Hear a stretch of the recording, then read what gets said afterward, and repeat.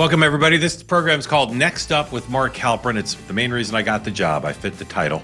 I am the editor-in-chief of the live interactive video platform Two-Way, and your host here, your guide to everything Next Up. Really exciting. A lot of news going on in the world. We could do 100 different topics today to stay on the news, but we're going to do one specific thing because branded segments. Branded segments, very big deal in the media. And one of our branded segments is what we call 8 for 28. And today we debut our second round of the rankings of the most likely people to become the Democratic nominee for president in 2028. I do extensive reporting with Democrats. What I do is I take the previous list and I think about where I think things are based on the reporting I've done. And then I send it out, this time to 21 different Democrats with experience in national politics. 2 Republicans, so 21 Democrats, 2 Republicans, all with great experience. And I ask them, who do you want to move up? Who do you want to move down? And I'm never going to please everybody, but I try to listen to their reasoning and then produce the list. So you'll see today some pretty big changes from one month to the next about not only who's where on the list, but who's included and who's not. We'll get to that in just a minute, and I'll walk you through exactly what I see of what the ratings are. Then, after that, we'll bring in 2 really smart Democratic strategists. Patti Solis Doyle worked with Hillary Clinton, Skelton worked with Al Gore and many others. They're going to react to my list. They're going to make challenges of what they see, add their own insights, who should be on, who should be off, etc. It'll be fun. I'm looking forward to seeing what they think. I didn't ask them about the list previously. They weren't part of the initial consultation because I knew they were going to be joining us. And then after that, we're going to close out with a conversation with Mike Rogers. He's been endorsed by Donald Trump as a Republican Senate candidate in Michigan. He ran 2 years ago, just barely lost by a handful of votes, running again for that open seat. So we'll talk to him about the Senate race and how he sees policy on things like AI. Looking forward to talking to him. He's, whether you agree with him politically or not, one of the most thoughtful people in the House and now running for Senate. So that's what we've got for you today. Looking forward to it all, but we're going to start with, without further ado, the second round of my 8 for 28 rankings of the Democrats most likely to be their nominee. Now, I got to caveat this for you because I'm always going to get a lot of feedback to this segment. One reason we like it so much, but I wanted to make sure it's on point feedback. So first of all, it's early. I understand that the race isn't now, although people are very active. There's more activity than there might be for people who are jockeying to maybe run. We don't even know what states are going to vote early. The Democratic Party still hasn't figured out Iowa, New Hampshire, South Carolina. So that's early in all sorts of ways, but not too early to game this out and to track month to month the changes. This is about the nomination for the Democratic Party. Don't say to me, oh, this person could never win a general election. I'm not interested in the general election right now for these rankings. It's about the nomination. Who's the most likely nominees? Okay.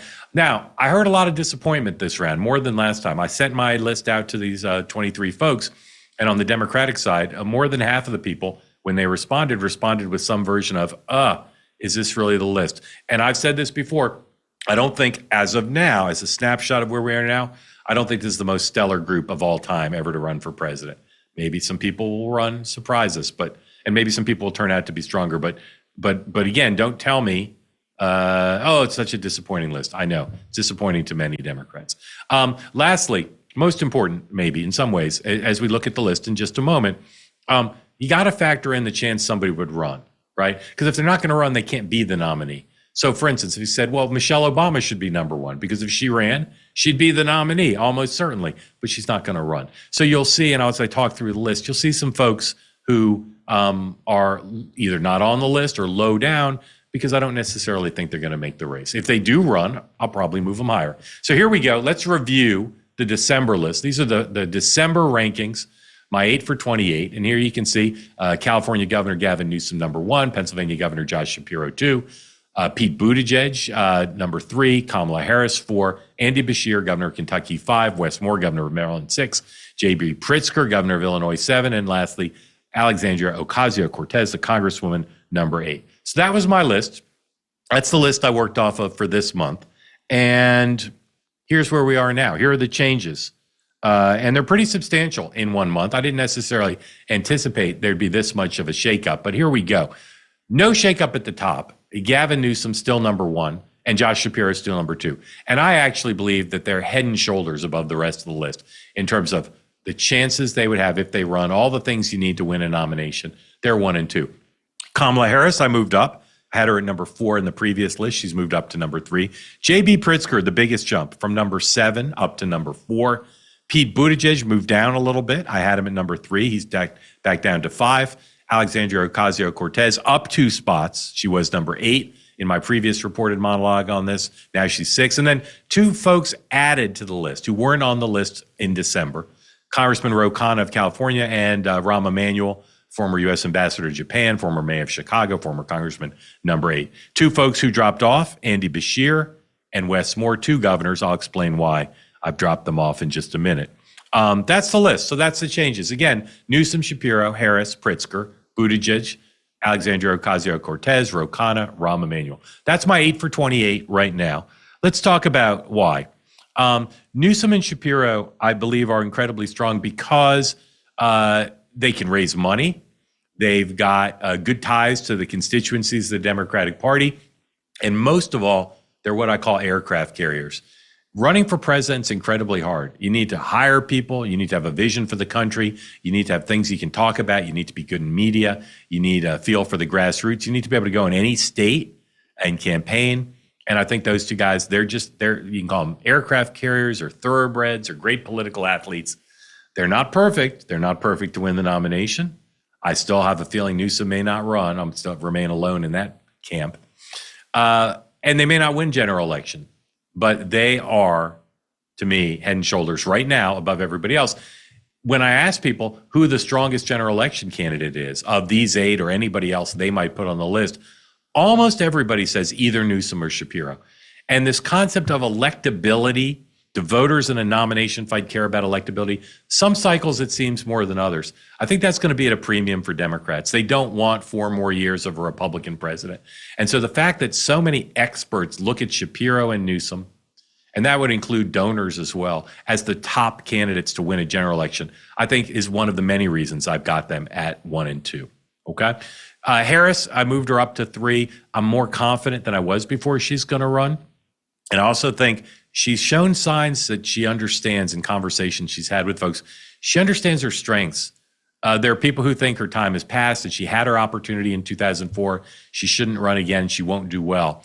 But grassroots fundraising, support from key Democratic constituencies, including women and Black voters, and the fact that she has done it before, twice, right? She knows what it's like. I've got her moved up. Now, again, I think it's a fragile candidacy if she does run. And I think she does want to run, and that's not true of everybody on this list necessarily. But we'll see when she actually goes out there. Can she raise the money, grassroots, and from big donors? I'll be curious to see. I've moved Governor Pritzker up a lot. I'm still skeptical of his ability to defend his record in Illinois, but he's got billions of dollars. He's a billionaire. And I look at the people above him. They're all fragile in one way or another. Even the 2 I put at the very top, Newsom and Shapiro. Pritzker is almost certainly going to run. He's got the money to run, and he's got good relationships within the party. So I just think that he brings to the table so many things that, particularly the money that other people may not get. They may decide to run and they can't raise it. Pete Buttigieg, number 5, moved him down, in part not because of anything bad he did. I actually think he's had a pretty good month. Started sending out emails to his donors and supporters, started planning some pretty high-profile events. The reason I moved him down primarily is because of Pritzker and Harris moving up and taking the slots away from him, but also because there is a lot of doubt amongst my sources. A lot of them don't even think he belongs on the list. They just don't think his time is now. AOC, Alexandria Ocasio-Cortez, moved her up. I'm still skeptical she's going to run, but this lane that she would be in, and lanes I think are overrated. People talk about the moderate lane or whatever it is, but the party's energy, the progressive wing of the party, the Sanders wing did very well in 2016, did very well in 2020. I think would have done well if there hadn't been an incumbent in 2024. And if she runs, she'll raise the money, she'll get the attention. She's got that lane. Why did I add Khanna to the list? House members typically don't do well because this is a guy who has gotten a lot of attention for the Epstein files, for this billionaire tax in California. He's proven to be very adept at being in the conversation, of being on TV, of being on social media, and of having a populist sensibility about things. He's being attacked by Silicon Valley. He's being attacked by some Jewish groups, pro-Israel groups, and he's standing right in there. Not everybody's going to agree with him, but if Ocasio-Cortez doesn't run, Ro Khanna may be in that lane. He's a big supporter of Bernie Sanders' presidential campaign. He's based in Silicon Valley. He grew up in Pennsylvania. Interesting biography. And whereas in the December reporting for my reported monologue, literally no one suggested I put Ro Khanna on the list. Many of the people this time, many of the Democrats said, yes, you should add him. He's rising. And then lastly, Rahm Emanuel. Rahm Emanuel is a very well-known figure in the Democratic Party. And he's another one where people say, like with Buttigieg, some people say definitely belongs on the list. Some people say he shouldn't be on the list at all because he's not going to be able to do it. He is, talk about lanes, he's running like Bill Clinton did in 92. He's saying, my party has moved too far to the left on some issues, very much focused on education to reach parents. That's a big issue that he's got experience on as a former White House chief of staff for Barack Obama, former mayor of Chicago. And he's running hard. He's out there doing events. He was in Mississippi this past week. He's on TV all the time. He can raise enough money to be in this race. His friends say he is going to run. He wants to get on the debate stage. He thinks he can really be a standout figure in what could be a very crowded debate stage. We don't know exactly who's going to run. A name that comes up a lot, not on the list, Mark Kelly, senator from Arizona, been very much in the spotlight on immigration, on fighting with Pete Hegseth over the video he made about following orders, illegal orders. I don't have him on the list right now because I don't think he's going to run. From talking to people in Arizona, from people who've worked with him politically, they think in the end he won't make the race. The minute he shows signs of making the race, I'll put him on the list. I guarantee you, he's got a lot of appeal to folks in the party, national security credentials and this thing of standing up to Donald Trump. But right now, I don't think he's going to run, so I can't put him on the list. But stay tuned. All right, let's review now. One of the questions I asked the people I did reporting with is, what's your biggest question about each of these people on my list?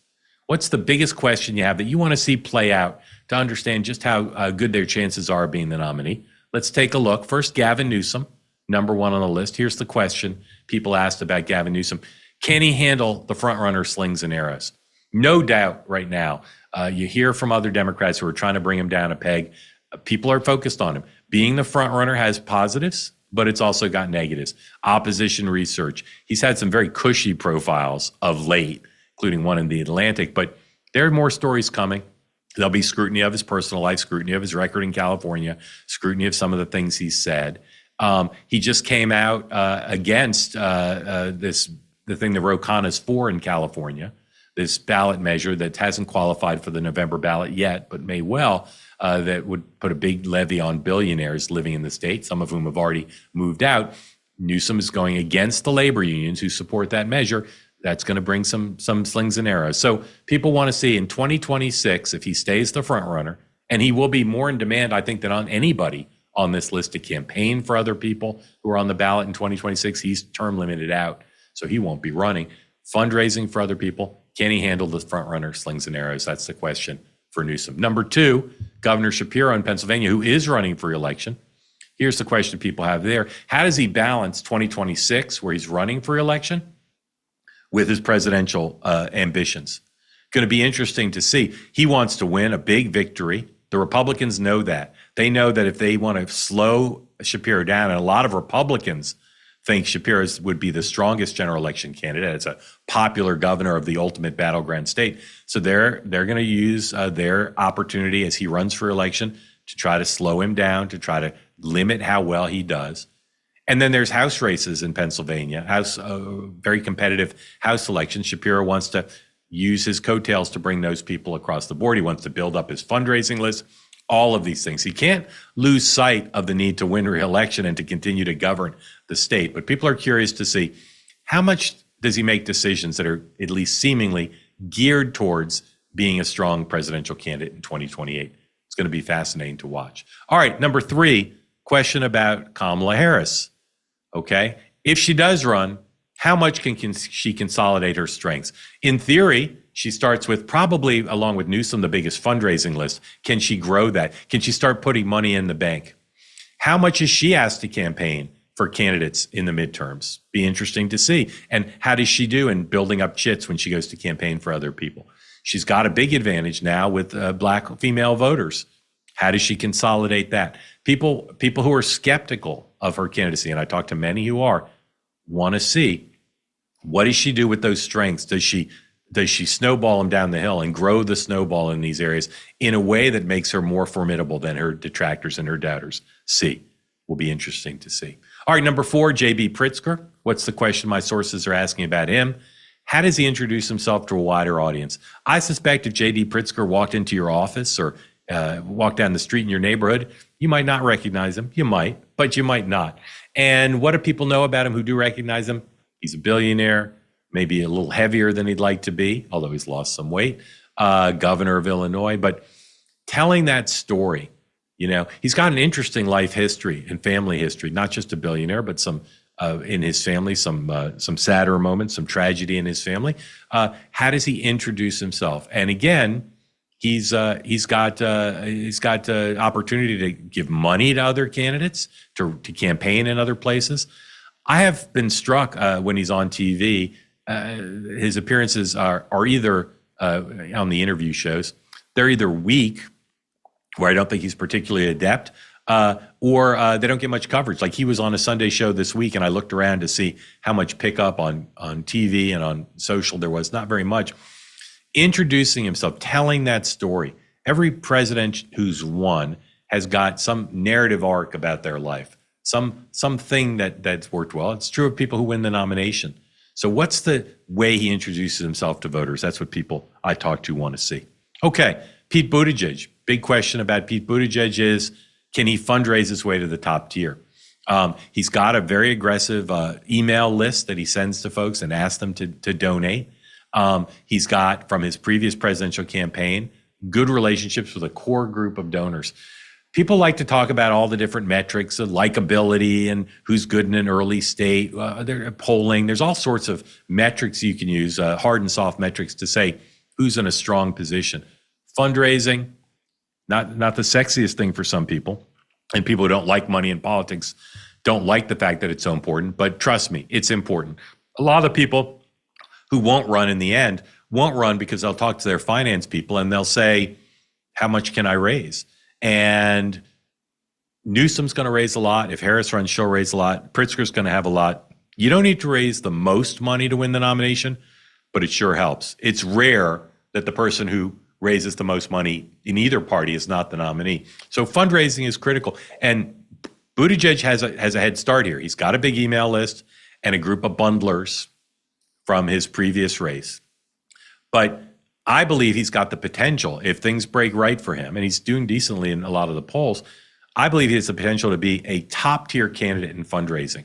And if he is, that means people are going to start paying more attention to him, because that's a metric reporters can report on every time there's a reporting period or the campaign announce a fundraising haul.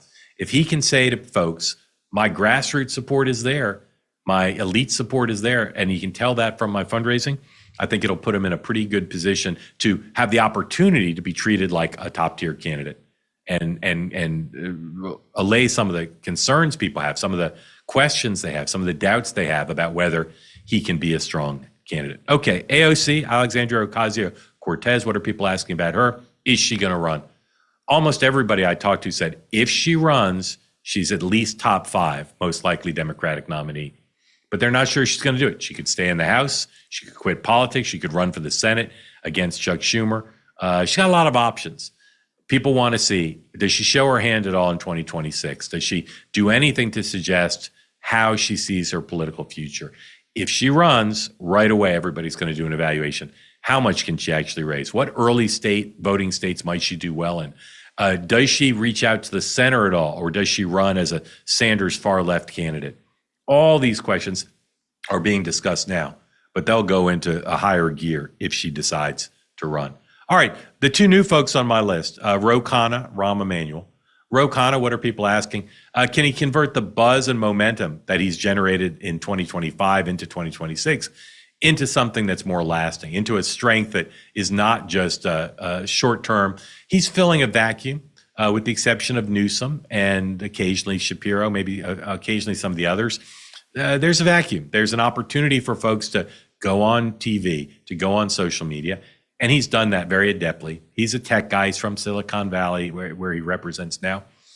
And he did it first and foremost on the Epstein files, where he was the leading Democrat in pushing for the disclosure bill. But he's done it on this billionaires tax in California, other issues, very out there. He's alienated some supporters of Israel. He's alienated some of his own constituents in Silicon Valley. He's picked fights, but he hasn't wilted. And I hear from people all the time who say this guy is making more enemies than friends, but he is being seen on a populist wing of the party, the progressive wing of the party. People like it. They like that he's standing up to Donald Trump. They like that he's standing up to the oligarchs in the party and in Silicon Valley, his own constituents. So can he convert? I talked to a lot of skeptics who said, once the other people who are serious about running, who are better known, et cetera, once they start working it harder, that Khanna will fade. But I'm less of a doubter than I was before. That's why I put him on the list, and my sources less doubting. They want to see if he maintains this aggressive, very tech savvy, social media savvy posture of saying if there's a big national debate, he's going to be part of it, even if he takes some controversial positions in the context of doing that. Lastly, Rahm Emanuel, again, number 8 right now. Is he more of a concept or is he an actual candidate? He looks like he's going to run, but some people say he's running to be part of the conversation or to get a big job, maybe be somebody's running mate. It'll be an interesting thing to see. There's so much of the analysis of this race now done by elites, and every elite in politics and journalism knows Rahm. Everyone. I've known him since 1991. He is a constant presence now over decades in green rooms, at fancy dinners, in our politics, in our government. And so people want to see what's he like when he's an actual candidate. We know how elites feel about him. They all know him. They maybe have mixed feelings, but they know him, a lot of goodwill.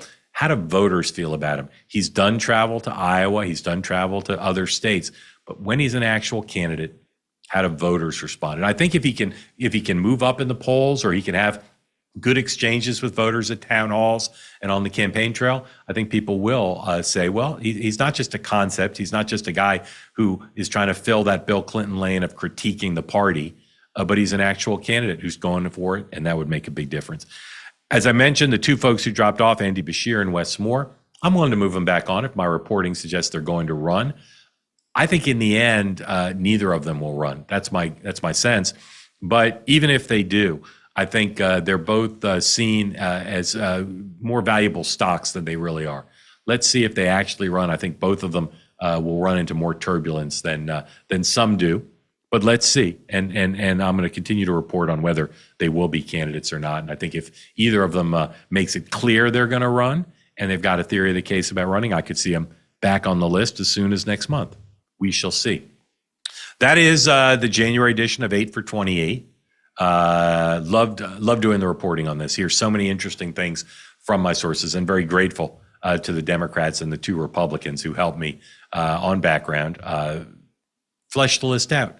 So that's round 2. We'll be back with round 3 next month. Want to hear from you what you think. What's right about my list? Who moved up maybe too far? Who should be dropping down or maybe off the list entirely? Would love to hear what you think. Send me your thoughts on today's 8 for 28 rankings. Email to nextuphalpern@gmail.com. Love to get the emails on everything, but particularly be interested here, and they'll help me shape this segment for when we do it again. So please send in your emails. Full conversation, always available to you on YouTube of this program. Go to Next Up's YouTube channel. You get the full episodes. There's bonus videos on there and stuff you can't see anywhere else. So go to youtube.com/@nextuphalpern. Subscribe to the channel, please. Tell your friends, like it and share it. Or you can listen. If you don't have the ability to sit at a computer or on your phone and watch on YouTube, you can listen to us as a podcast. Many of you are doing that right now. Nexters come in all shapes and sizes, all variety of platform distribution. So you can go to Spotify, Apple, wherever you get your podcast, turn on the downloads So you get every new episode automatically. It'll hit your phone the minute they drop on Tuesdays and Thursdays. That's how you can do it. This list is going to change, certainly in February and beyond. And when it does, you'll get it first right here on the next round of 8 for 28, right only here on Next Up. Grateful to you for listening to that. We're going to take a quick break. When we come back, we're going to have my list picked apart by two people with great knowledge of Democratic politics. Patti Solis Doyle, who longtime Democratic strategist who ran Hillary Clinton's presidential campaign in 2008, and Karen Skelton, now a visiting scholar at Stanford University and a longtime Democratic presidential campaign strategist. Looking forward to having the two of them basically rip apart everything I did and tell us all what they think about the current 8 for 28. That's Patti Solis Doyle and Karen Skelton next up. You're being lied to. They tell you to max out your 401k, your IRA, and then make you beg for permission to use your own money. It's time to get the truth and discover a better way to grow and protect your money. Bank on Yourself is the proven retirement plan alternative banks and Wall Street desperately hope you never hear about. It gives you guaranteed growth and retirement income that never goes backward when markets tumble. Your principal and growth are locked in with tax-free retirement income and a zero tax rate under current law. Access your money anytime for emergencies or opportunities. No penalties, no restrictions, and it keeps growing like you never touched it. Built-in inflation protection means your savings grow every year, good times or bad. Plus, you'll always know the minimum guaranteed value of your retirement savings when you need them. You can get a free report that reveals how much you can bank on yourself and enjoy tax-free retirement income, guaranteed growth, and control of your own money. Just go to bankonyourself.com/Mark and get your free report. That's bankonyourself.com/Mark. Again, one more time, bankonyourself.com/Mark. All right, so next up, more on our 8 for 28 January rankings. It's early. Always want to remind people, it's early. Yes, it's early, but we're still talking about it. Reminder, this is for the nomination, not for the general election. This is just the 8 most likely to be the nominees. I'll say again, factoring in also the chances that people will run. If Michelle Obama was on the list, she'd be very high up, but she's not going to run, so she's not on the list. And lastly, these are snapshots of where we are now. This is not a prediction. I'll say again, this is in the spirit of where we are at the moment. With that, next up, joining me now, Patti Solis Doyle, Democratic strategist. She was Hillary Clinton's campaign manager in the 2008 campaign. And Karen Skelton, longtime Democratic strategist, also has worked at the presidential level many times and is currently, hoity-toity, visiting scholar at Stanford University, the Doyle School of Sustainability. Very grateful to you both for being here. All right, Happy New Year. Let's go through it. Again, here's the list from last time. I'll go ahead and put it up for everybody so you can see. These are the December rankings. Gavin Newsom, Josh Shapiro, Pete Buttigieg, Kamala Harris, Andy Beshear, Wes Moore, and J.B. Pritzker, and AOC. These lists, I'll say again, this is based on my reporting with Democrats around the country, asking them. I start with a baseline list, and then we move folks around. Here's what reporting in the last couple of weeks has yielded in the change. The top two, again, remain the same. Gavin Newsom and Josh Shapiro, but changes galore beneath that. Vice President Harris, I have her moving up to number 3. Governor Pritzker of Illinois moving up to number 4. Pete Buttigieg dropping down to 5.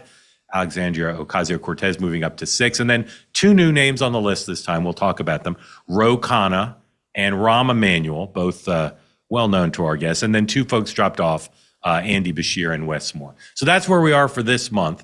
Again, the top 2 remain the same, Newsom and Shapiro. So, Karen, let's start there. Do you agree with me that those 2 are the top tier, I think, by themselves, but that they're 1 and 2? Or do you want to dissent from that point of view? I mean, a snapshot in time, I do think that I think Gavin has earned his place at the top of that list for the fact that he has been a fighter. And, really come out strong. California, is exceeding expectations on the economy and on economic growth. He has been on a world stage taking on Trump. He looks like a leader. He's having fun. And he's his state of the state, as one longtime political columnist George Skelton wrote this week, was one of the best ever given in the state.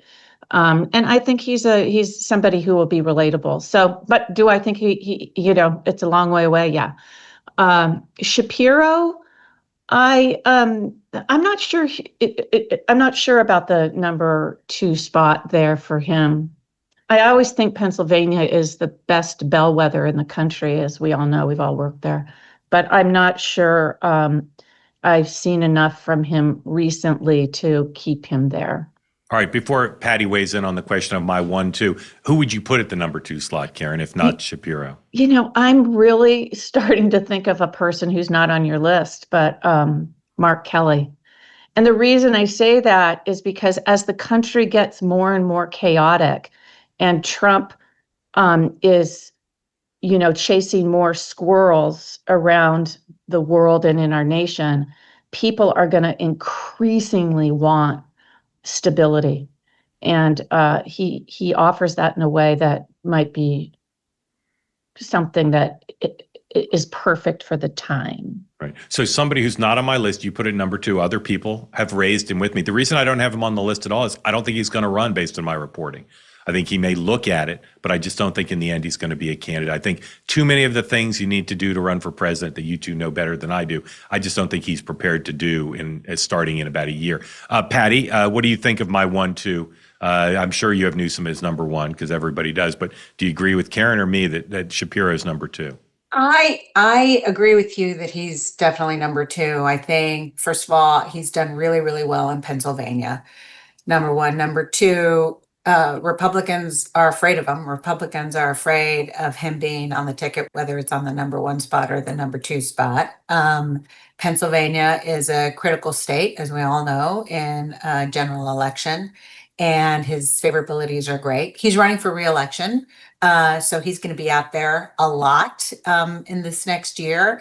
So I think he's running on getting things done as a governor. So I think he definitely earns the right for number 2, with the caveat that let's see how he does on his reelection. And what I think he's going to win, obviously. If he loses, then he's off the list, but I think he's going to win. Let's see what kind of margin he wins by. Okay, let's talk about my number 3, Vice President Harris. I moved her up because I'm more thinking she is going to run.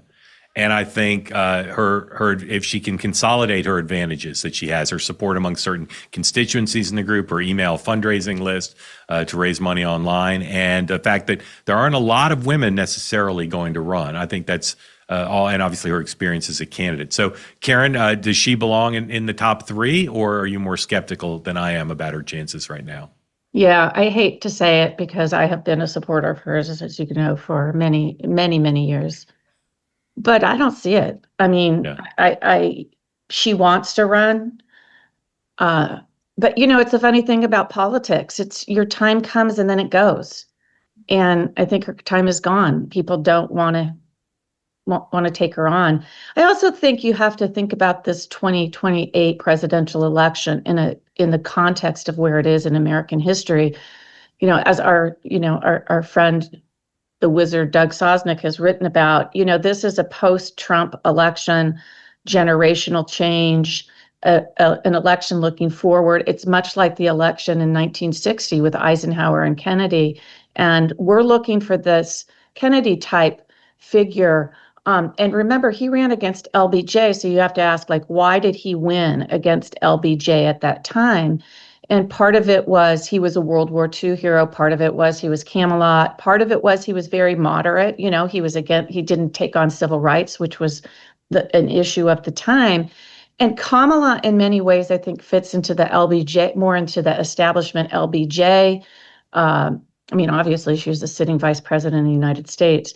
So I just don't think her time is right, and her timing for this particular election isn't right. Yep. Well said. And the point of view you represent was my point of view, and it's the point of view of many people I talked to in reporting this out. But Patti, thoughts on Karen's view that I have Harris too high, basically? Yeah, I completely agree with Karen. I know I believe she very much wants to run again. People who run and lose, they want to run again because they've got something to prove, like it wasn't my fault. It was, they want to be able to prove that they can do it. Uh, she has some positives. Absolutely. I supported her in 2024. I'm certainly a huge proponent of electing a woman president. And I agree with you. I don't think there's going to be a lot of women running in 2028, which is sad to me. But I do think that her time has passed in terms of voters are kind of been there, done that. We need to move on, and particularly Democrats. I think they're tired of the party writ large sort of coronating somebody or giving us someone. They want to see a large primary, and they've already seen her twice, right? They saw her in 2020 and they saw her in 2024, and I think her time has passed. The last thing I'll say about Vice President Harris, a question. Assuming she becomes the nominee and then wins the presidency, will you both dance with me at her inauguration? Yes. I will do that. Okay. Absolutely. All right. Okay. The biggest move in the list for me is J.B. Pritzker, who I moved from 7 to 4. And I'll tell you why I did it. He's got money. And I think, as you both know, the demands of fundraising are relentless. And Newsom is going to set the pace. He'll raise more than anybody, probably. And if Newsom doesn't run or is a bust, and Shapiro is a bust, and you guys are right about Harris, Pritzker, who I think is as likely to run as anyone, just can run because he's got money. So I'm wondering, leaving that aside, because we all know he's got money, what are his strengths? What justifies my sources rating him so high and moving him up? Patti, start with you. What are the strengths of, you're from Illinois, what are the strengths of the governor of Illinois in the primary process, the nomination process, besides his wealth? Yeah, so it's so funny. I said almost those exact same words, Mark, at a, I don't know, party where we were talking who's going to run, who's not going to run, et cetera. And I said, JB's got money, and with a lot of people running, it's going to be difficult to raise money from the party, and he can just self-fund. So I think that's going to put him automatically in it for the long haul in the primary season. But having said that, I mean, Illinois just came out to sue the Trump administration over immigration and ICE agents coming into the state. So I think that's just a part of his mantle of being a fighter. He hasn't gotten as much attention and press coverage as being the leader of the fight like Gavin Newsom has, but he's out there. And I think he is quite eloquent. I mean, the state of Illinois has some problems, so I think that's going to be a challenge for him. But I think he is taking it to Trump in a real way, and I think Democrats like that right now, and they want to see that. He's a fighter. Karen, if the Pritzker camp asked you or the governor said to you, I want to end 2026 in as strong a position as possible, one thing he can obviously do is campaign for and give money to candidates who are running, particularly in the battleground states and the early voting states, which we don't know yet, but we can guess at. What else could he do this year to solidify his place in this? Yeah, I mean, I think the country and definitely California are riddled with carcasses of the rich. I mean, money can't buy you love. And in this election, we're going to have to show good ideas on the economy, and that's what he should do. He should focus on ideas out of Illinois that help people on the bread and butter issues of their lives. So he's got to figure out how to convey that. And of course, anytime you self-fund, we saw this with Mike Bloomberg, you give up grassroots. You give up people getting skin in the game because it's hard to convince people to give you $5 or $5,000 if they keep reading in the paper that you're a billionaire who's writing checks, and that forfeits a real necessity, which is again grassroots. All right, Pete Buttigieg, as controversial as anybody in my reporting. Some people think he's a top tier candidate. Some people scoff at the notion that he could possibly be the nominee. Karen, if you picked one of those camps, which would it be and why? Holding his own. I mean, he's universally liked. He's a one-on-one person who people leave after meeting him, and he's almost got, of course he doesn't have, because nobody that has a Bill Clinton effect, but he almost has that kind of a shine about him. I mean, he's in the double digits, I think, right now. He's probably been around the double digits for a while. And I think that he's definitely a guy with a lot of good ideas, and he's articulate. And I say he's in it for the long run. Okay, so more as a top candidate as opposed to impossible. Patti, agree with that or disagree? No, I disagree. I think he's incredibly smart, definitely has a lot of ideas. I really admire the fact that he's willing to go anywhere and talk to anybody. But I'm old school here. I just don't think that you can be a top tier candidate and not have support from the African American community. And he's had a lot of time to work on that, and it hasn't moved. Yeah. So I think that's very problematic. He's my biggest dropper. I dropped him from 3 to 5, in part because I moved Pritzker and Harris up just as an acid test. Who's more likely to be the nominee, Buttigieg or Kamala Harris? Karen? Kamala. Hate to say it. Yeah. Yeah. And Patti, you agree with that, I assume? Yes. Yeah. So even though you both are not particularly bullish on her, it's a reflection on what you think of his chances. Well, let me ask you this. I mean, I say her because of all of the infrastructure around her and how to, do this. With him, is it the Black community? What's that about? Do you know? Do you understand that? Is that about being gay? What is that about? Well, Patti, you go first. I've got ideas, but Patti, you go first. I'm not sure what it's about. Maybe it's about being gay. I don't really think so. My biggest concern is he's had this problem since he ran in 2020. It is now going to be 2028, and the needle hasn't moved one iota, and that's significantly problematic, I think. Yeah. I think part it's because he's gay. I think also that he's just not very well known. Like people we know him, but I don't think he's known by the broader electorate very well. And to the extent they've even heard his name, he's got a distinctive name. I just don't think they associate with him with anything that they would care about as voters.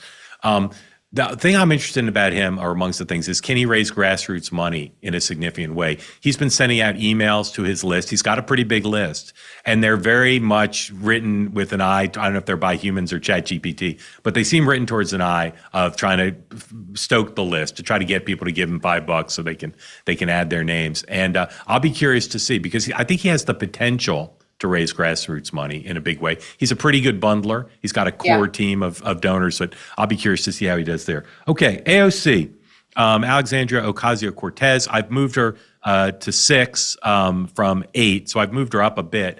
But I'm still skeptical she's going to run. Do you all think if she does run, she's potentially a top-tier candidate, potentially if she does run? Patti? Yes, if she does run, I think she skyrockets to the at least 1, 2, or 3. I think she's going to get a great deal of grassroots supports, as you mentioned, how important that is.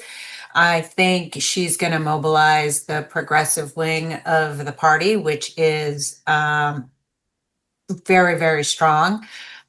She'll have the populist message is driving a lot of voters on both sides of the aisle. So I think she'll be able to really have a strong voice there.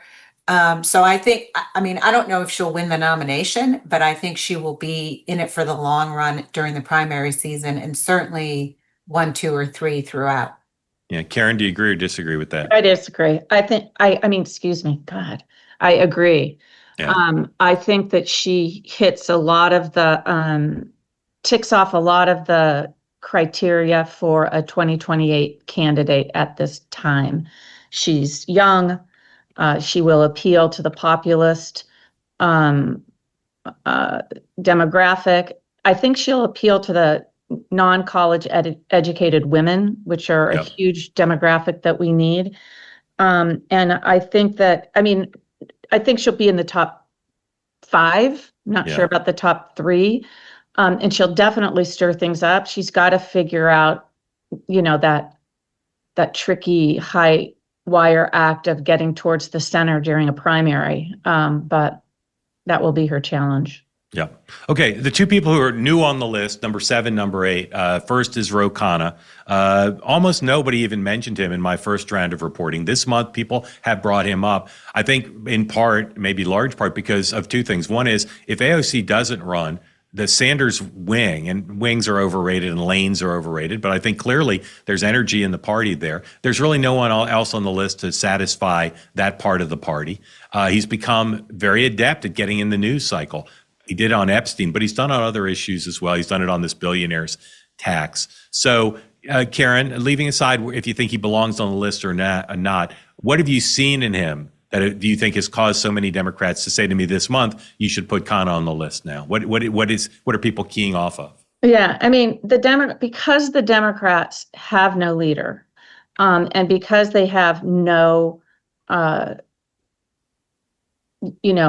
good, popular, unifying issues to run on, they're being squirrels and they're running towards, the next best flavor of ice cream.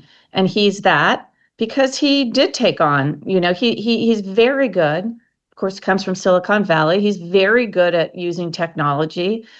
He knows how to amplify his views. And I think that he's popular at the moment, but I don't think he's in it for the long run. Okay, Patti, do you see more upside for him, or do you agree with Karen that he's popping now, but this will be limited? Yeah, I agree with Karen 100%. I think this is a very limited time for him, and only because there are so many other people who are considering who will run that I think he gets drowned out. I mean, he's popping now for sure, but I think he gets drowned out at the end. Okay. Last on the list, Rahm. We call him Rahm because he's a longtime friend of both of you and of mine. I've known him for, since the early 90s, as you both have. Does he belong on the list? Again, a lot of debate amongst my sources. Some say he's got a lane as well. He's got the Clinton, I'm going to say tough things. I'm going to be the candidate to talk to parents about no social media. And he obviously can raise money, or he could do a $2 billion super PAC. On the other hand, it's Rahm, and I don't even think I need to explain to you two, let alone the audience, is he really someone who's going to be seen as a credible commander-in-chief, president of the United States, and nominee of the party when his record in Chicago really alienated a lot of the base? So, Patti, should we take Rahm seriously? Does it belong on the list, or with all due respect to Rahm, he should go be someone's campaign manager? I think he does belong on the list just because he's so smart and so disciplined on message. And I think he will first of all, I think he will run. So I think he'll be mixed. And second of all, if he does run, I think he will make everybody else better and smarter and think about what ideas they are running on and challenge them. And of course, he's going to be challenged. But I just think, his recent trip to Mississippi, was pretty darn good. And he got a lot of coverage for it. The way he sort of identified the two lanes, sort of the fighter lane, but then the renewal lane, which is really about ideas and bringing the middle class back. I just think he's going to make people smarter. So I do believe he will do it, and I do believe he belongs on the list because he'll stay in it, maybe not through the whole primary, but he's going to stay in it long enough to make other people better. Karen, he'll have enough money, he'll work hard, he'll be on the debate stage where he thinks he can do well. So do you see it as Patti does, that Rahm belongs on the list? 100%. And I put him on the list for a long time. I think that he, his personality is acerbic, and that's the times we live in. I mean, I think if you look at the mayor of Minneapolis after that horrific shooting last week, and he said, "Get the fuck out of our city." That's Rahm. Rahm's time has come now. He's got experience in Congress. Weirdly, I do think that that foreign policy is going to insinuate itself into the primary. He's got that. He knows how to speak about it. He's got executive experience. I mean, in the same way that I think Kamala's time has passed, I think there is this narrow time in which who would have ever thought that it would be a time for Rahm Emanuel, but I do think this is the time. Is there anybody not on the list? And again, both Wes Moore and Andy Bashir were on it, and I've taken them off. Is there anybody not on the list you think belongs on there? Mark Kelly. Yeah. If he runs. Yeah. As soon as I see him do anything serious about running, I'll put him on the list. I just don't see it. Patti, any name missing that you think should be on there? No, Mark Kelly was on. I was going to say Mark Kelly too. So yeah. All right, but let me make it tougher for you. Who should I take off to put Mark Kelly on? Maybe from what you guys have said, take off Pete Buttigieg or Khanna. Yeah, Khanna. Yeah. Yeah. I guess that would be the swap I'd make, but it looks to me like Khanna's running and Kelly isn't, so it's hard for me to do that. Lastly, the question I raised in the monologue, I heard from so many of your colleagues and all of whom people you know that they're disappointed in the list. That while there are nice people on there, people with some accomplishment, that it's not just like a superstar list. Do you all share that sentiment, or do you think over time there'll be 5 or 6 strong choices?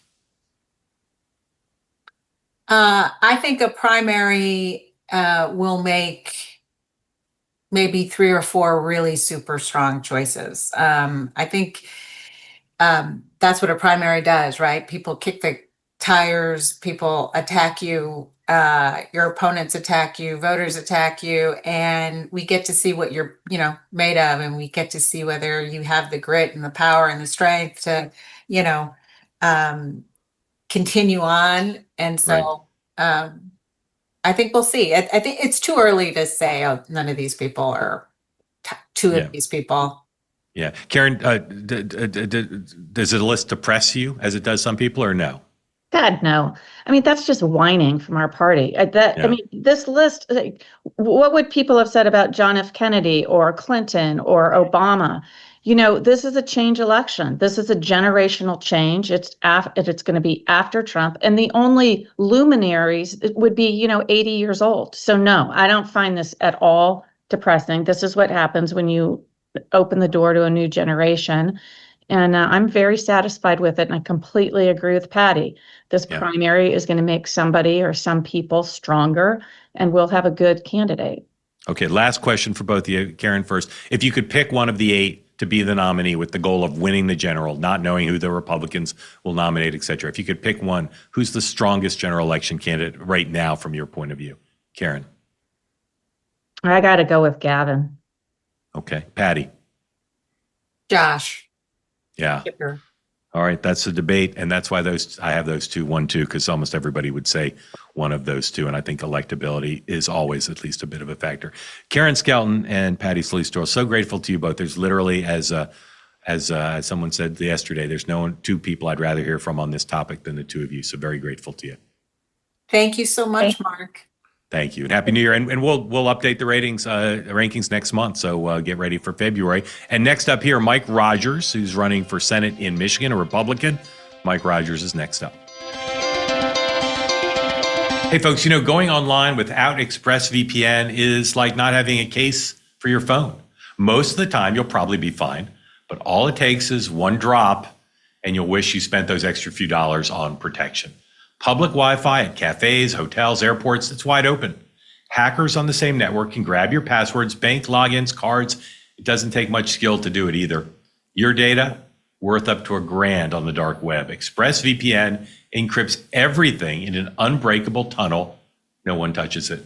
I always fire it up on the road, whether I'm airports, coffee shops, even guest networks at friends' places. One tap, and I'm locked down. Peace of mind is everything when you're handling sensitive stuff. Super easy, one-button app, works on every device, billion-year encryption. And right now, plans start at just $3.49 a month. That's 12 cents a day. It's rated number 1 by CNET and The Verge. So secure your data online today by visiting ExpressVPN/NextUp. That's ExpressVPN, ExpressVPN.com/NextUp to find out how you can get up to 4 extra months. Again, expressvpn.com/nextup. Joining me now and next up, Mike Rogers, longtime member of the Foreign Policy National Security establishment of this country, and former member of the House of Representatives, and statewide candidate in Michigan, again, trying to win a U.S. Senate seat that's currently open. Very crowded Democratic primary. Mike Rogers, amongst other things, has received the endorsements of Donald Trump. And in my experience, if someone wins the president's endorsement in a primary, I can stop worrying about the primary and focus on the general. So Congressman Rogers, welcome and thank you for being here. Hey, Mark, thanks for having me. It's great to be here. Michigan used to be more of a purple state, even a red state for a time. And lately, statewide elections have been won by Democrats. You're trying to change that by winning the Senate seat. What's happened in Michigan? Why has it become more of a blue state? The president did win it, but you've had governors and Senate races largely won by Democrats. What's driven that? Well, that was about, better part of a decade ago when the Democrats kind of swept through Michigan. And in the Senate, U.S. Senate, we haven't had a Republican in 32 years. Yeah. So they've had, a well-established machine here. I think what you're seeing is that machine starting to come apart. In the last 6 years, Mark, when the Democrats have been in charge of all of this here in Lansing, we've lost 30,000 manufacturing jobs. Our education went from top tier to now we're 44th in the country. We have seen our electricity prices soar, our auto insurance prices soar. I mean, the weight on an average working family has been tremendous. So I think what you're seeing today and why I'm leading all three of the Democrats that are vying for their nomination in polling is people are saying, hey, enough already. We tried this, big government, big spending. We got higher inflation, higher grocery prices, less jobs, and people are still moving out of the state. So I think what you're seeing now is people reevaluating and coming back, which is why this is now a competitive seat. A few years back, you would have said Michigan's just not a competitive seat for a Republican. It is this time, for sure. Yeah. About 20 minutes ago, which is to say in 2024, you ran for another Michigan Senate seat, lost to Alicia Slotkin. As we like to say in Michigan, I believe you lost by a smaller margin than the number of people who will watch a typical Michigan football game, right? Well, definitely less than would watch a Michigan football game, about 19,000 votes out of 5.6 million. Yeah. That works out to about 232 votes per county, but who's counting? Yeah. Yeah. So a very close race. Why run again? You've got other things you could do in the private sector with family. Why, after that disappointing, very close loss, why run again? A couple of things. The issues that are facing America are the same today that they were last year, which got my wife and I to go into the race in the first place. And I look at Michigan, I am afraid for Michigan's future. If we don't have a change, if we don't have people who are only invested in trying to make Michigan work again, we're going to be in trouble in this state. My family is spread all over the state of Michigan, my wife's family all over the state of Michigan. And when you look at our ability to compete in manufacturing, to regain our position in the defense industrial base, to improve our education, we have plans to do all of that. Making housing more affordable here, have plans for that as well. That's why we're back in. I do believe I can walk in on the first day. I understand how to build coalitions in the legislature, did that when I was a member of the House, and get started on getting this thing turned around. We are on track to be the bottom of the country in education, losing more manufacturing jobs while the rest of the country is gaining. I think I can be the guy that turns that around for the state of Michigan. Let's talk about housing. The president and your party in Washington are struggling to come up with ideas that will actually make housing both more available and more affordable. That's really the silver bullet, to the extent there is one, is increased supply. So what are the Mike Rogers ideas to make housing in Michigan more affordable? Yeah, I love it. A couple of things. I started the 529 education plans here in the state of Michigan that have become wildly popular. And that's a vehicle for people to put money away to save for education. And by the way, your grandmother can give some, your friends can give some, your siblings can throw a little bit in at birthday. And by the time you're ready to go to college, you have a nest egg there that you can use to pay for college, tax-free. When I went to Congress, I did that in the state legislature, went back to Congress, did the same thing, and Congress made it federally tax-free so it could grow. One of the things that's a problem here is young people coming up with a down payment amount. They can make the payments. The down payment is the one that kind of is a deal killer for a whole bunch of people here. So I'm going to do a 529 plan version of housing for that. Everybody ought to be able to kick in. It can happen over time. If you don't use your 529 plan completely, and let's say you go into the skilled trades, that money can roll over into the housing 529 so that you can develop a down payment. And remember, you still have to be able to show you can make the payments on a house. But the biggest problem is the down payment. And by the way, if your parents give you the money for that, it counts against you. I just completely disagree. That's the right way to do this. This is a way that people can stand together, come up with a down payment, get younger people into housing, number one. Number two, right now, if you make every one of your rent payments, it doesn't count towards your credit. But if you miss one or two and they get reported, it counts against you. My argument is that we ought to change that. If these young renters are making their payments, it ought to count toward their credit score so that when I go to a bank, I have a better credit score, a more established score. That means lower interest rates. So you start combining both ends of this, and I think we're going to have a real opportunity. The other thing I'm proposing, by the way, Mark, is in places like Detroit, in Pontiac and Flint, they've got a lot of distressed housing. And, we try to do opportunity zones. Some of that works, some of it doesn't. I'm going to propose not a big government program that actually, helps people buy those homes, putting these things together, but also saying, hey, guess what? If you're a builder, you take a chance in these blocks, these neighborhoods, which are, jointly identified between HUD and those cities. That builder will pay zero income tax on any of the property that he builds and sells in those areas.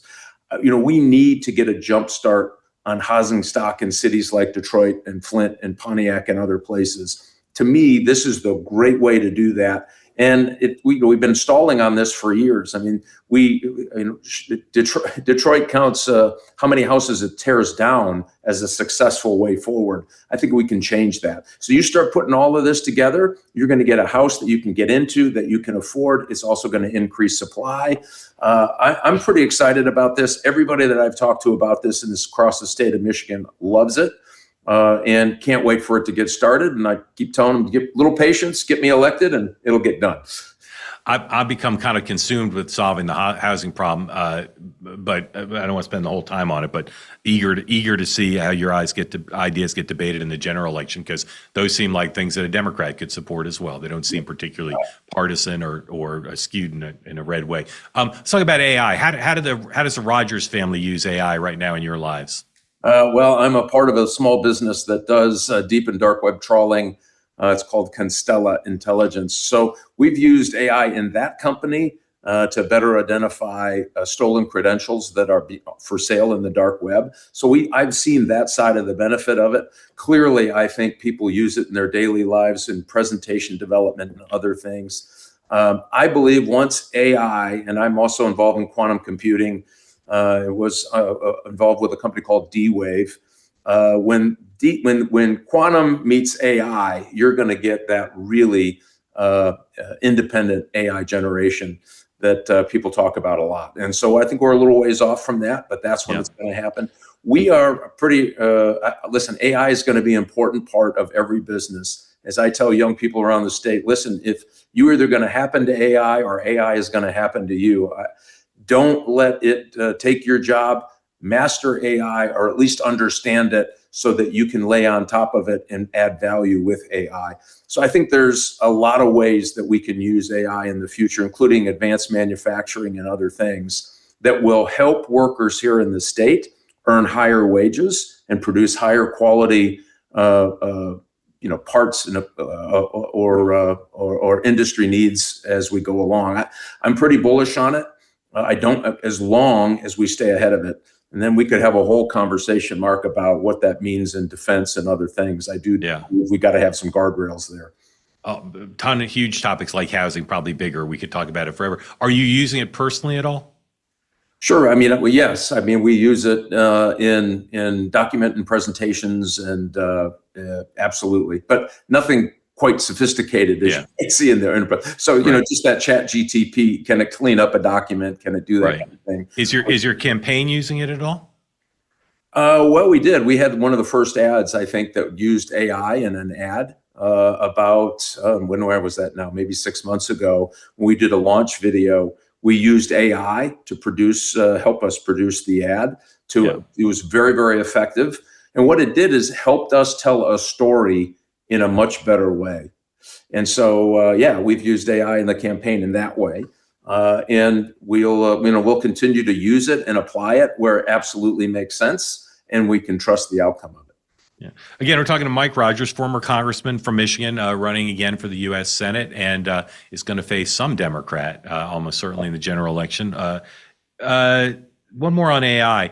Debate in your party about the role the state should play. The Trump administration, very aligned with the AI industry, very interested in keeping most of the regulation, most of the rules at the federal level.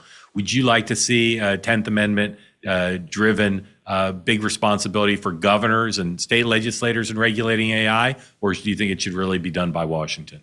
I mean, if you believe that AI is going to be a benefit to workers from Michigan to Texas to the East Coast, pretty hard to have 50 different sets of rules on AI. It will kill innovation. I do believe they ought to have some say in this, but I would be very reluctant to have 50 different standards, 50 different rules for the use and implementation of AI. I think what you'll end up doing is killing it. And the last thing we want to do is allow the Chinese, who said they want to beat us on AI, beating us on AI. Matter of fact, Shoigu, who was Putin's defense secretary, still is actually, a long time ago, about 10 years ago, said whoever controls AI on the battlefield wins the next war. So you know where our adversaries are going on AI. That's why I think we have to have a standard. The states ought to be able to weigh in on that standard, but I don't think we ought to have 50 different ways to look at it. If you do win, you'd be amongst the most experienced members, freshman senators in national security and foreign policy. Dave McCormick, Dan Sullivan became freshman senators with a fair amount of expertise, but you've also got the benefit of having served in the House. So I think right away it's pretty clear if you win, you'd be a leading voice on national security. What are the keys to getting leverage over China? How can the United States compete with China when they've got the rare earth minerals, when they've got a command and control economy, when they're so big, when they provide so much of the products that the world buys? How can the United States have more leverage over China in this existential battle with them? Yeah. First of all, our economy means everything. We have got to continue to grow our economy. And I do believe that reshoring manufacturing back to the United States is going to be critically important. There are certain sectors of things we need in defense that we can't build. That has to end. I mean, no nation will be safe under those circumstances. So that reshoring capability going to be really, really important. On critical minerals and critical and rare earths, there are supply chains that can be developed that would allow us to shun the total reliance on China. I mean, graphite to me is the greatest example, where they control about 90% of it. And that's getting it out of the ground, processing it, and being able to deliver it. Well, guess what? You can't improve your electric grid. You can't get to the next generation of electric vehicle. You can't build the next generation of fighters if you need those. You need graphite for the electronics of those things. If 90% of that is reliant on China, that just doesn't work. And so I see some really innovative things happening, and I see a very robust effort to try to get our supply chains right where it won't be disrupted. And I think that to me is the right way to go. So I think you have to do all of it, and you can't have obviously your national debt eating up as much money on interest payments than your entire Department of Defense. So it's a combination, it's a layered impact. Start with independent supply chains. We're going to have to mine and process things here in the United States. Bring back manufacturing where it makes sense. We should be able to build any military piece of hardware we need domestically. You put those on your sites, continue to work for it, and I think we can get there for sure. Every time I hear you talk about national security or business, I worry, and no disrespect meant to the 100 who are there now, I worry you're overqualified to be a United States Senator. So I'm just a little concerned about that. Senator, when you think about this job, as you know, because you've talked to many senators, some of them go to Washington, they're frustrated. They're one of 100. The process is kind of bogged down. You need 60 votes to do almost anything. How will you, besides the fact that you've been in Congress, you've worked in legislative chamber, how will you approach that potential frustration that it's not an executive job and it is in a body that is not meant to be efficient? If you go in and set your sights on things you want to get done, you can do it. When I was chairman of the House Intelligence Committee, I said, I'm going to cut this budget. I think they were spending way too much money. Everybody told me it can't be done. We were at the height of Iraq and the height of Afghanistan. And I teamed up with a guy, a Democrat named Dutch Ruppersberger, who was a former prosecutor. I was a former FBI guy. We could speak the same language. And we ended up cutting about $11 billion out of that time. It was about $78 billion in spending. And we did that through common sense, mutually agreed on things. And was it easy? No. Did we spend literally an entire summer going over line by line of that first budget? Absolutely. And a quick funny story, if I can, when we were doing that, getting ready to go through those cuts in the budget, at the end of it, we reached across the table. We were in a small room in the basement of the Capitol in the SCIF, where the classified stuff happens. And we said, we got a deal, we got a budget. Literally, Dutch Ruppersberger stuck his hand acrost the table. I stood up, shook his hand, and the whole building went like this. Do you remember the earthquake? Yeah. Honest to goodness, it happened right then. We still both tell the story. We thought, oh my God, we've broken this place. Yeah, what have we done? A shaky skiff. Yeah, the shaky skiff. But I will tell you what, that's how you do it. You get together, you find some mutual ground here, and you get going. And my argument is, if there's some of these big issues, Mark, we don't get at, housing, the institutional way we get to housing, spending, all of those things, our national security, what's next, how we make sure that kids are prepared. All of that to me is important. I think you can go in there and move these balls by having somebody that knows how to do this. All right. Kid from Arkansas says, I'm going to Michigan. I've never been there. I want to go to the best tourist attraction in Michigan. Where would you send him? Oh boy, first you got to go see Mackinac Island. It's the most quaint. It depends if he's a kid or a married kid. If you're married, you'll get out of trouble for at least a month with your spouse. You take him to Mackinac Island. Very quaint. Except you fatten up on the fudge. That's the only danger. And the on that pecan island. balls, which are fantastic. That are served at the Mackinac. All right, rapid round, one-word answer. This will demonstrate to everybody the famous Mike Rogers discipline. One-word answer. Gretchen Whitmer. Leaving. John Thune. Emerging. J.D. Vance. Emerging. Mitch McConnell. Great public servant. I know that was 3 words, but. All right, great public servant. Okay. Stephen Miller. Next question. Why do you say that? I don't know. I didn't have one word is pretty hard. All right. It's hard for all right. Elizabeth He's Warren. very disciplined. Yeah. There you go. Elizabeth Warren. Out there.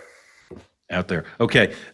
Who's the Democratic nominee going to be for the Senate seat you're running for? I don't know. The good news is we're beating all 3 of them in head-to-head polling.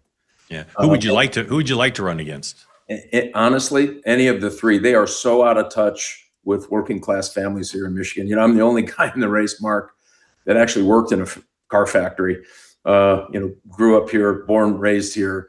I just think that their politics are very coastal, California, New Yorkish, and Michigan is looking for somebody that's going to worry about how I put food on my table and how I get a better paying job. And I just don't think they're there.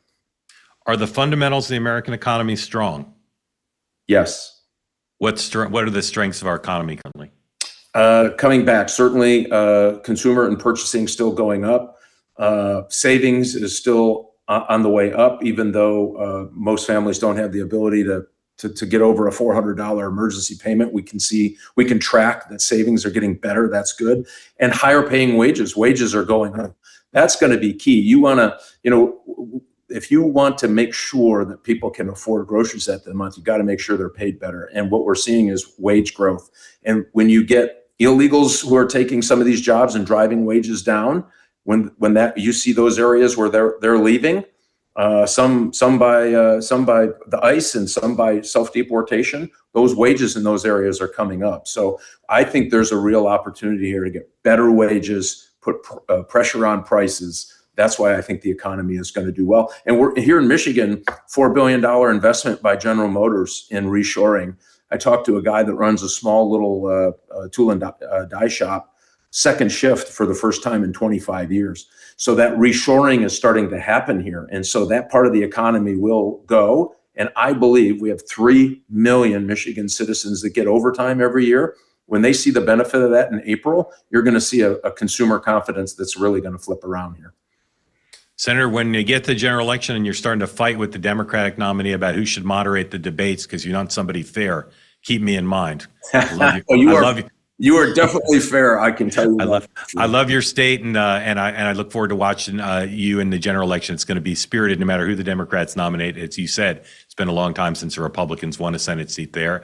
You came close last time. I'm fascinated to see how this one shapes up. Very grateful to you, Congressman, and look forward to staying in touch with you and your team as we head towards the general.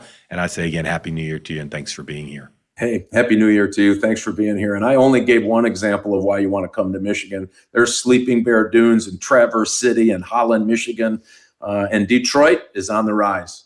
Come on in. And all the cherries you could possibly ever want. Yeah, exactly. Yeah. Exactly. Thank you. Very grateful to you, Congressman. Thanks, Mark. That does it for today. My thanks to Mike Rogers, running for Senate in Michigan, and also Patti, Solis, Doyle, Karen, Skelton for talking about round 2 of our 8 for 28. We're back on Thursday. Brand new episode. We look forward to talking to you then. As always, we'd like you to help us out, grow the audience of Nexters. Go on YouTube if you watch the show there, and make sure you subscribe, or if you listen to us as a podcast, and tell all your friends about Next Up, because we got to get bigger. We're a little puppy, still want to get bigger. Thanks for watching. Don't miss an episode, so you always know what's going to happen next up.